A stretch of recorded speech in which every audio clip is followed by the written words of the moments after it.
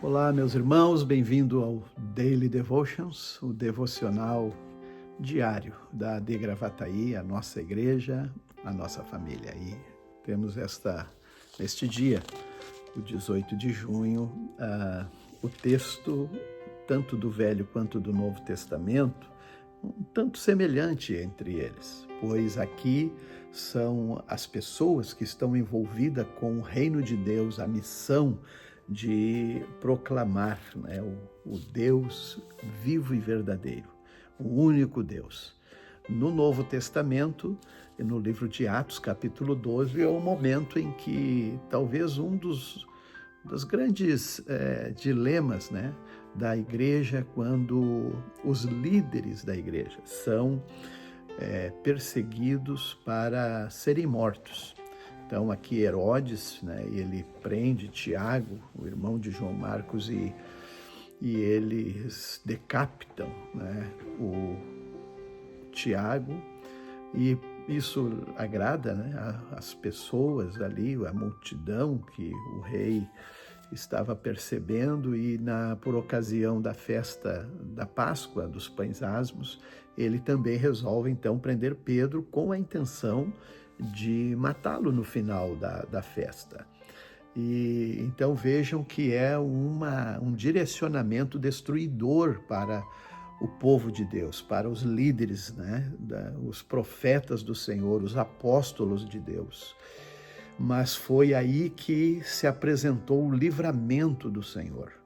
Quando mesmo Pedro preso na prisão, num cárcere interior, com 16 guardas, né, acorrentado, ali acontece um milagre, né, a presença de um ser celestial, um anjo do Senhor, que liberta Pedro, faz passar. Então são detalhes que vão acontecendo mesmo em meio aos soldados que estão ali guarnecendo, mas não estão dormindo, não percebem, e no meio daquela noite Pedro sai com um portão que se abre, né, sozinho, de acordo com o relato, e Pedro mesmo até parece que não estava entendendo bem, pensando ser até um sonho, mas até que ele dá por si realmente que não, era real, ele estava sendo agora liberto pelo anjo do Senhor, e vai até a casa dos irmãos que estavam orando por Pedro.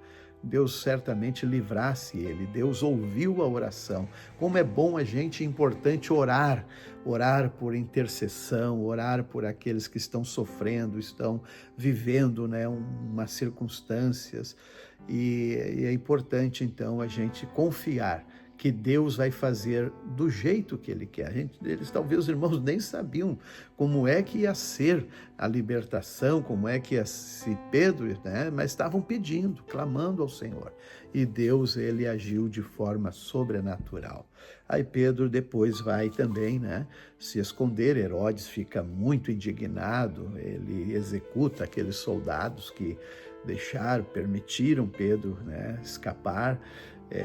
E esse mesmo Herodes, nesse contexto, vai dizer que ele, após, né, um discurso e sendo glorificado pelas pessoas, não dando glória a Deus, ele morre, né, morre, e tomado de vermes, de bichos, uma coisa horrível que tomou esse homem, para também entender, né, que só a Deus é a glória.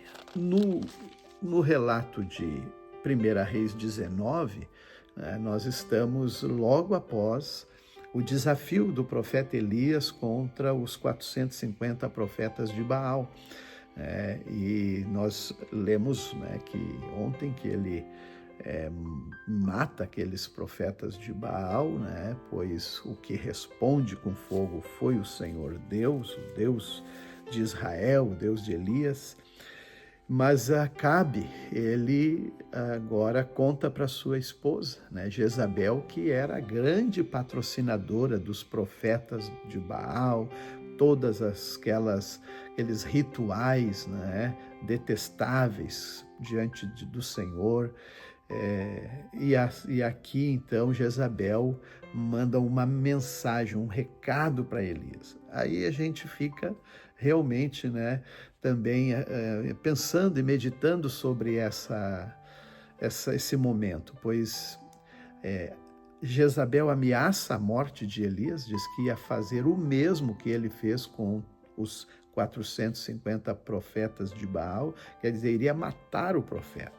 E o profeta que matou 450 profetas, né, de Baal, agora foge de uma ameaça de uma mulher, né? Mas ele entendia que realmente aquilo ali seria humilhante, né? Seria muito triste, e também toda a capacidade que, como, né, a rainha, ela poderia realmente executar, né? E Elias foge, né? Foge, e é um momento que ele se deita, né, embaixo de um arbusto, e ele fica questionando, né?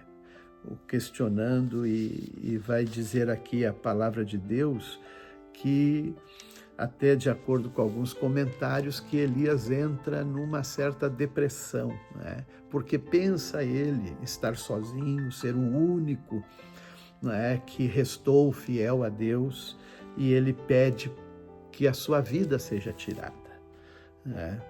É aquele momento de uma certa decepção que ele está pensando estar vivendo, né? Ter feito uma coisa tão extraordinária num dia e no outro dia precisar fugir, né, de uma ameaça. Então aquilo mexeu muito com o profeta.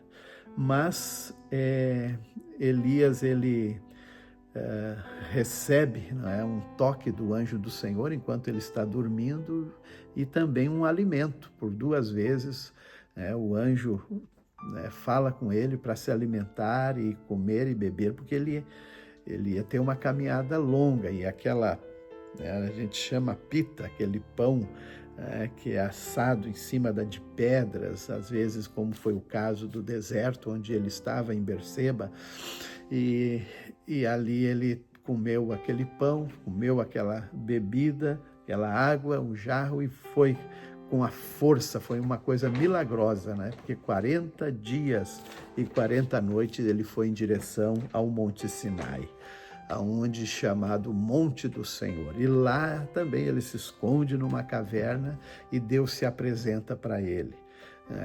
Mesmo num momento assim, que o Senhor passa, né? E ainda que um vento forte que chega a derrubar as pedras do monte, um fogo que também se apresenta, e depois, numa brisa suave, onde a voz do Senhor soa: o que fazes aí, Elias? E ele diz: eu estou aqui fiel ao Senhor e só eu fiquei. E Deus diz: não é só tu, tem ainda 7.000 que não se dobraram e nem beijaram, né, ao ídolo Baal.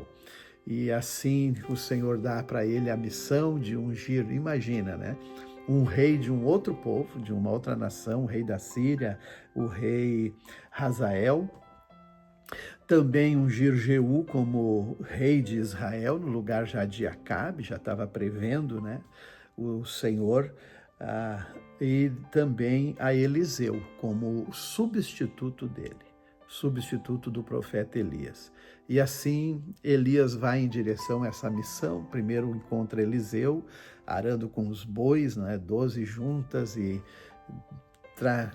chama ele para a missão de acompanhá-lo, e Eliseu então acompanha o profeta Elias, né, matando os bois e com as cangas fazendo fogo, e distribui carne para o povo da cidade.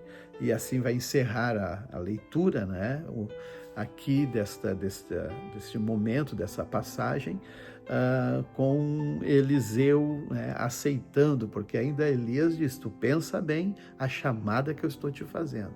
E aí ele aceita a chamada e segue como ajudante do profeta Elias.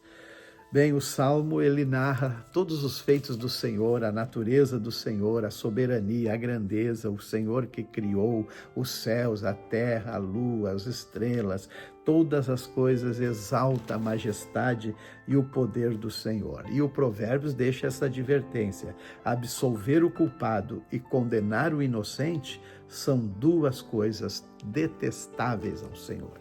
Que Deus nos abençoe e nos guarde.